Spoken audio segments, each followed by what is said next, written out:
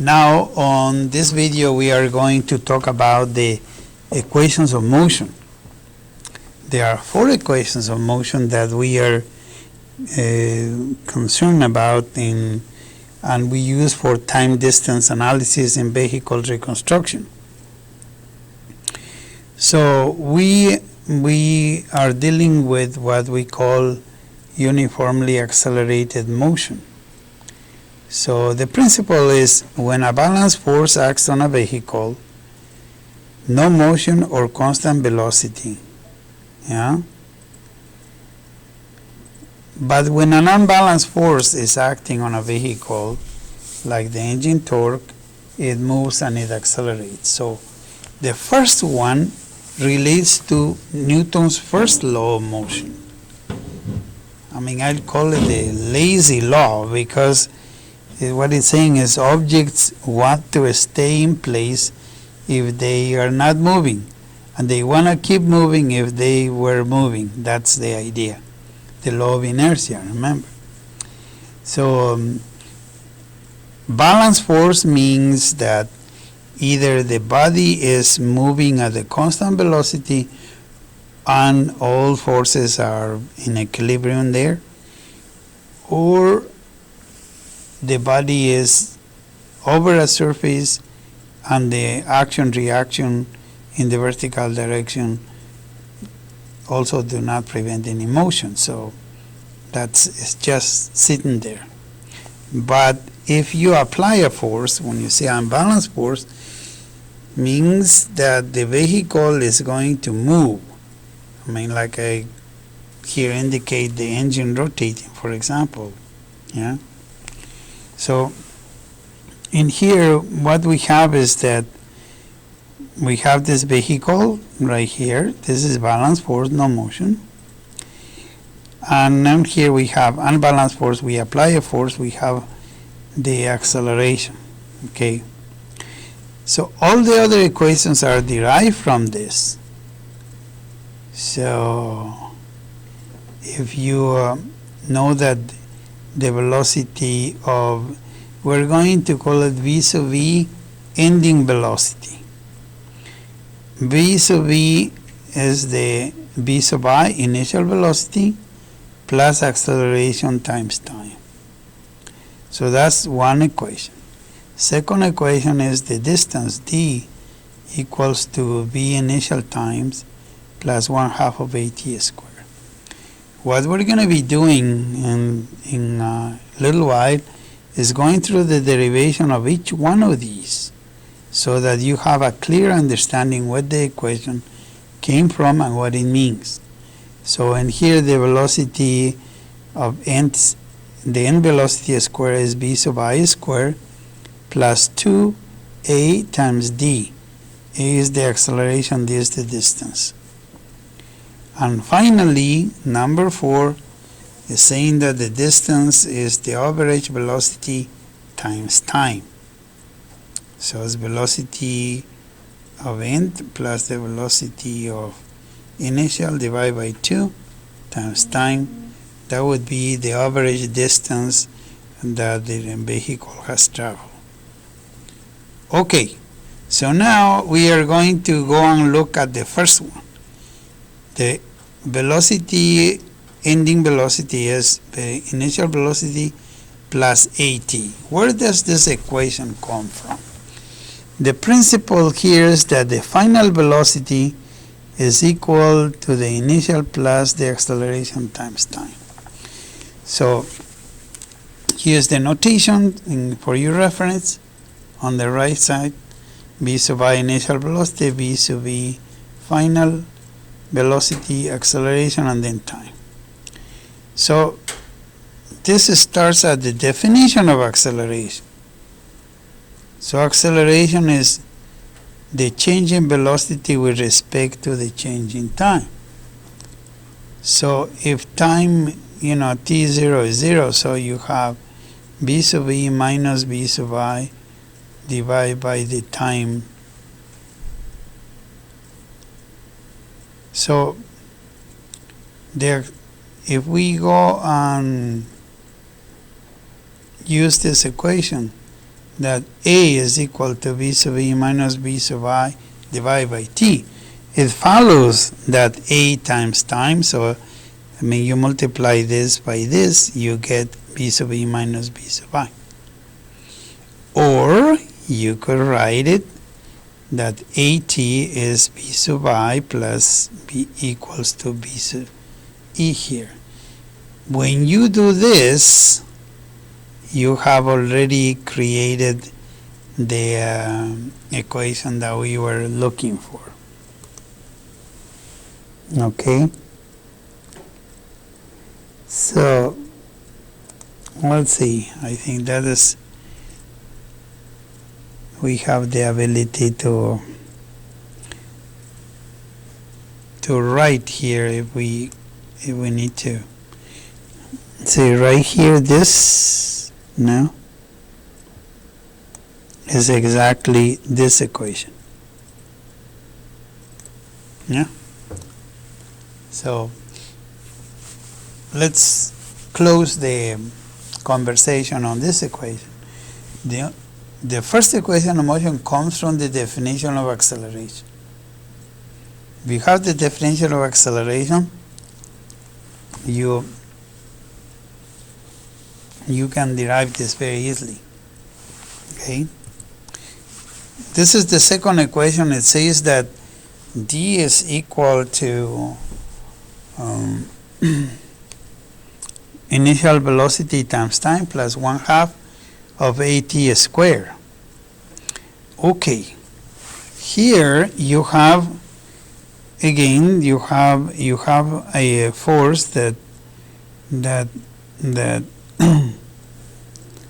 is in here, yeah, this is the force, and moves the vehicle this way, yeah.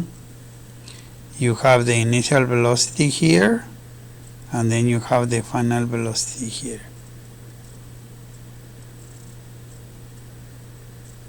So we know that the average velocity times time is the distance. So from the equation 1, the one that we just derived, remember? The velocity final velocity is equal to initial plus at. So if you plug this result, this one, into here, yeah, you'll get this equation. And if you do the algebra here, b sub I plus at plus b sub I divided by 2. So if you have this in and then you multiply t, so you have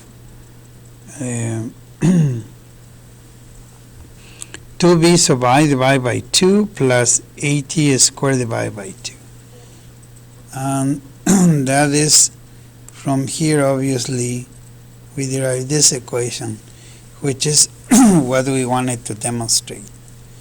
So the second equation is not that difficult to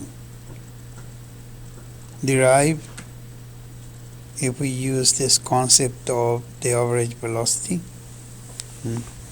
This one with b sub e plus b sub I over 2. The third one is the b sub e squared is b sub I squared plus 2ad. By the way, this is not the only way to derive these equations. Beer and Johnson uses integration for doing this, and Hibbeler also does a little differently than I do, but I think overall this way I find it a little easier. It's the same thing. So let's start with the definition of the average velocity again. So d is b sub e plus b sub I divided by 2, and then you have that b sub E by the first equation, which is equation number 4 in here. Yeah, this one. This was the first equation we derived.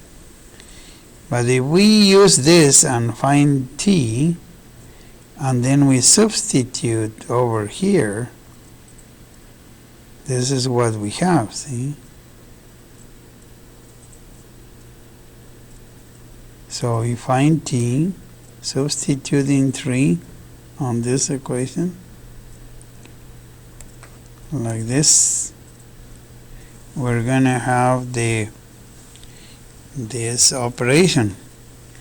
So we could have,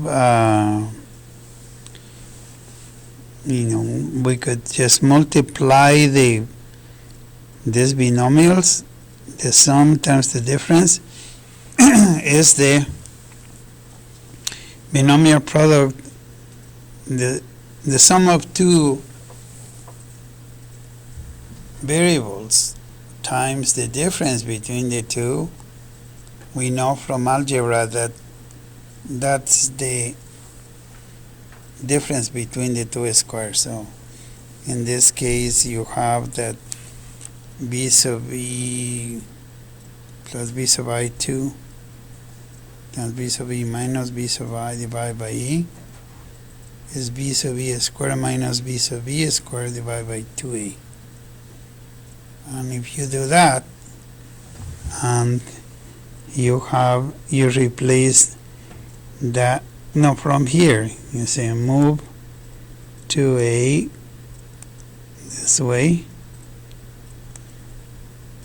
you get this equation. Rearrange it a little bit and you have the equation that we wanted to demonstrate. So, at this point in summary, you need to know these equations. You need to know that the final velocity is v sub initial or v sub 0 plus 18. You also need to know that the distance t is v sub 0 t, initial velocity times time, plus 1/2 of at squared. And the third equation is this one, that the final velocity squared is the initial velocity squared plus 2 times the acceleration times the distance. This equation also can be derived from the concept of kinetic energy, but this one is just fine. Finally, the last one, this equation of motion, d is v sub e plus v sub I over 2. How do we demonstrate this one? If we use the concept of the average velocity, we have that the definition of velocity is delta d over delta p. So d is the average velocity times time. So if you wait, you're replacing here d by minus d sub initial, which is 0, is equal to b sub a plus b sub I over 2 times t, and then you obtain that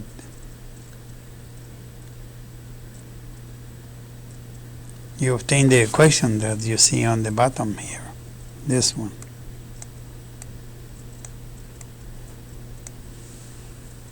Okay, so we have 4 equations of motion that we can work with. We have these equations from the Northwestern University, which they broke it down, but they are, all of them are derivative, they come from the 4 equations that we have. So you have the somehow acceleration, distance, and time. The other one have the velocities and time, and the other one would be the distance. So just to let you know, all this is a little table from Northwestern for the accident reconstruction publication, but there's no more than those two questions. Let's take a look at the same thing, but now in rotation. Would the same equations hold? The answer is yes. For example, the locked tire, there's no slipping, there's no motion, no nothing happens. But just like we have on the final velocity is initial velocity times time plus the acceleration times time, we have in here that the final is an angular velocity. It's equal to initial velocity plus the angular acceleration times time. So we have that in here. Theta is initial angular velocity times time plus 1/2 of alpha t squared. The third one would be omega ending squared is initial omega squared plus 2 alpha theta. And then finally theta is going to be the same concept of the average velocity. If you do that, you obtain the fourth equation, but in the rotational units. Okay, so this is has been the presentation of the equations in the linear direction as well as in the rotational direction.